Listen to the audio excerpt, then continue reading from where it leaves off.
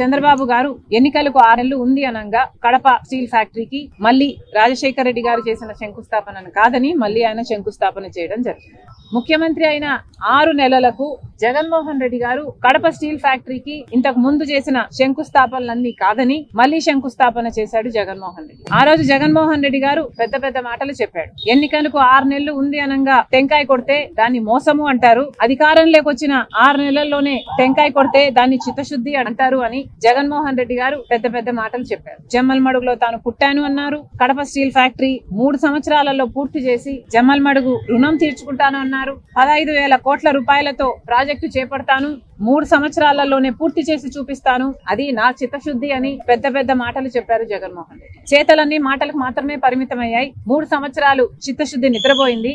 జగన్మోహన్ రెడ్డి గారు ప్లాంట్ గురించి పూర్తిగా నిర్లక్ష్యం చేశారు. ఆ ప్లాంట్ ఏమాత్రం ముందుకు కదలలేదు.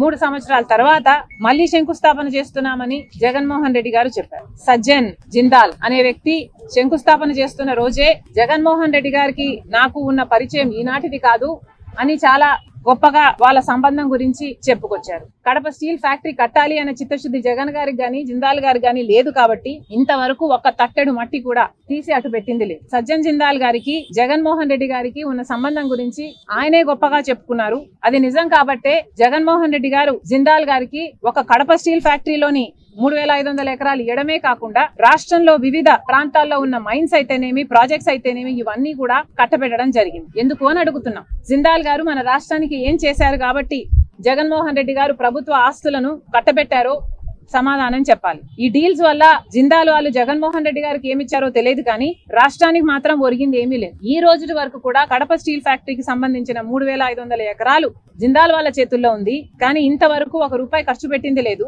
ఆ ప్రాజెక్టు ప్రారంభించింది లేదు. ఈ రోజు వరకు కూడా రాళ్లు రప్పలే కనిపిస్తాయి. ఒక ఎడారి లాగా ఉంది ఆ ప్రాంతం. మరి వీళ్ళకి చిత్తశుద్ధి ఉంది అని ఎలా చెప్పుకోగలుగుతున్నారు? 25 ఎంపీలను మన రాష్ట్ర ప్రజలు ఎన్నుకుంటే పోయిన 5 సంవత్సరాలు ఈ 5 సంవత్సరాలు అదే బీజేపీ పార్టీకి ఊడిగలు చేస్తున్నారు. పార్లమెంట్ లో పెట్టిన ప్రతి బిల్లుకు ఆమోదం చెప్తున్నారు. మరి ఇలాంటప్పుడు మనకు ఏమి ఇచ్చారు అని, మన రాష్ట్రానికి ఏం చేశారు అని ఇంత బానిసలుగా తయారయ్యారో చంద్రబాబు గారు, జగన్మోహన్ రెడ్డి గారు సమాధానాలు చెప్పాలి. ముఖ్యంగా ఇక్కడ మాట్లాడుతున్నది కడప స్టీల్ ఫ్యాక్టరీ విషయం. ఈ ఫ్యాక్టరీకి సంబంధించి ఇది రాజశేఖర రెడ్డి గారి కళ.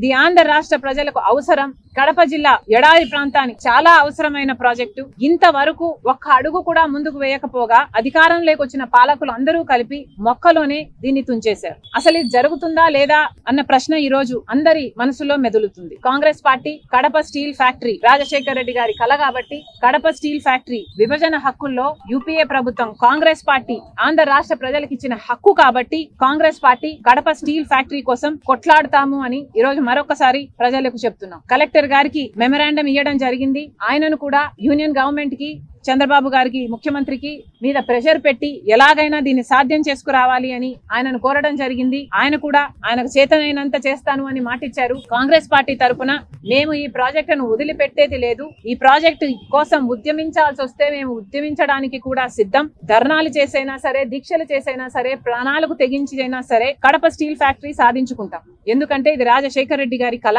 ఇది ఆంధ్ర రాష్ట్ర ప్రజల హక్కు. మరొకసారి కేంద్ర ప్రభుత్వానికి, రాష్ట్ర ప్రభుత్వానికి అల్టిమేటం ఇస్తున్నాం. కడప స్టీల్ ఫ్యాక్టరీ పట్ల చేసిన నిర్లక్ష్యం చాలు. ఇప్పుడైనా స్పందించాలి, కార్యాచరణ ప్రకటించాలి. ఈ ప్రాజెక్టు టేక్ ఆఫ్ కావాలి. అవ్వకపోతే కాంగ్రెస్ పార్టీ దీని ఒక ఉద్యమంగా చేపడుతుంది. ఎందాకైనా పోరాడతామని కడప ప్రజలకు, ఆంధ్ర రాష్ట్ర ప్రజలకు కాంగ్రెస్ పార్టీ మాటిస్తుంది.